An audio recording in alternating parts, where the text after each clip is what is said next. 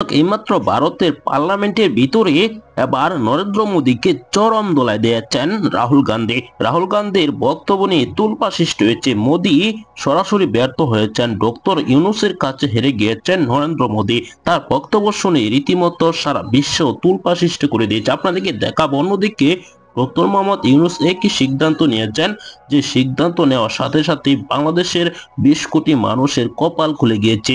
না টেনে দেখতে থাকুন, একটি লাইক করে চ্যানেলটিকে সাবস্ক্রাইব করে একের পর এক বোমা পাঠানো বক্তব্য দিয়ে থাকেন ভারতের লোকসভার বিরোধী দলের নেতা কর্মীর মধ্যে অন্যতম রাহুল গান্ধী। রাহুল গান্ধী নরেন্দ্র মোদীকে চরম ধুলাই দিয়ে আসছেন অনেকদিন যাবৎ ধরেই।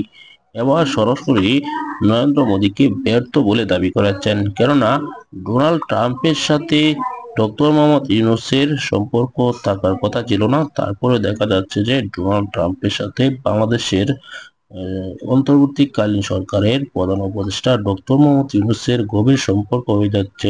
এমনকি ভারতীয়দের বের করে দিচ্ছে যুক্তরাষ্ট্র থেকে। সেজন্যই নরেন্দ্র মোদীকে ব্যর্থ বলে আখ্যা দিয়েছেন লোকসভার বিরোধী দলের নেতা রাহুল গান্ধী। রাহুল গান্ধীর বক্তব্য শুনেছেন। সব বিষয় নিয়ে আপনার কি মতামত জানাবেন। পরবর্তী ভিডিওগুলো পেতে চ্যানেলটিকে সাবস্ক্রাইব করে রাখবেন। আসসালামু আলাইকুম।